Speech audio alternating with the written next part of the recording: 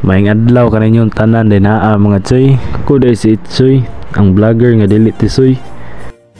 Kuyugi ko ninyo karon mga tsoy, uban akong mama mangita mi og ukay-ukay dinhi sa langihan. Kay nagnegosyo man tag ukay-ukay sa batong paliton kay wala na tay stock. Tsada po kay ilang sakyanan dinhi kay sikad man, bike rang dagan ba. Giganahan ra pug og sakay dinha kay medyo hanoy pud sa sakyan. Barato ra man sa pangplite, pareha pud sa tricycle mo nang dili kayo tambadak-an. Before de minanakay aning ilang sikad dinhi grabe pa namong tuyok-tuyok dining lugar kay lagi ingon Manila sa langihan daw dapat nindot mangumpra kay perting daghan nag ukay-ukayan. Unya sa sige na muglibot-libot wala gid minakit-an mo nang nisakay mi aning sikad nagpahatod mi dinhi sa hams ukay-ukay sa flyer. Among gipangita lagi mga tsoy katong 90 kilos nga bail unya kay wala may nakit-an namo. Unya dinhi amon mi ila hams ukay-ukayan nya wala pud sila 90 kilos, napugos lang gid mi og palit og 45 kilos. Unya mao to pag naog nako namili dayon ko dinha o namili mi ni mama dinha og unsay nindot nga bail katong mga colorful gid atong pangitaon. Ang amuha laging plano nga kuhaon men's t-shirt unta. Unya kay medyo taas-taas man ang presyo nila dinhi adto lang sa tas barato. Daghan-daghan man sa ilang available dinhi doon na sila yung mga men's t-shirt, white tees, black tees, mga jogger pants, mga hoodie. Ug ang among gikuha diha mga tsoy kaning duha ka bail, nga isa ka bail nga hoodie, dayon isa pud ka bail sa white tees.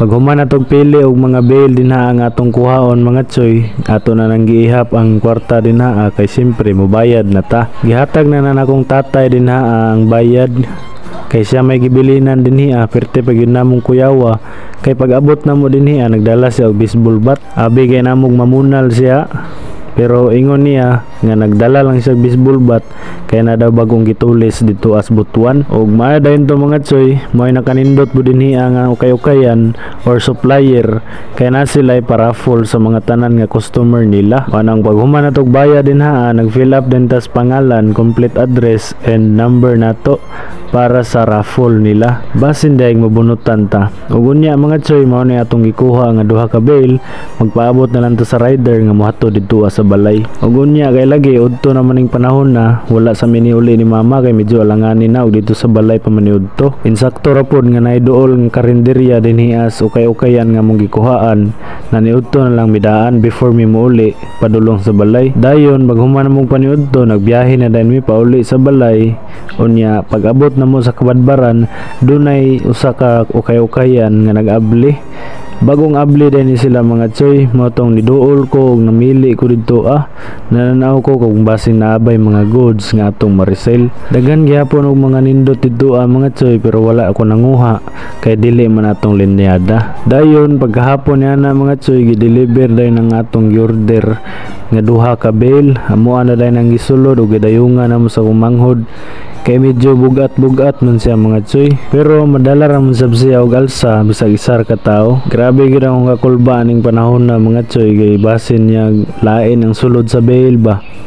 Masayang ni atong kwarta pero tanan gid ukay-ukay mga tsoy magpalit manggani ka og bail wala gid ta nasayod kung unsay sulod ini.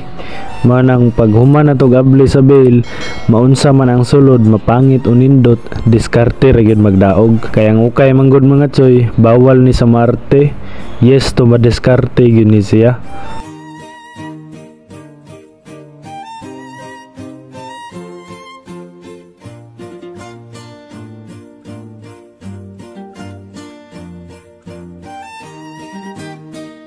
Ubay-ubay gud pud ang mga nakuha nga mga nindot aning baila mga tsoy. Unya ang nakanindot lang kay limpyo siya, pwede gid siya mabaligya bisan dili na siya labhan. Ubay-ubay sa bang mga branded nga tong nakuha ani nga bail.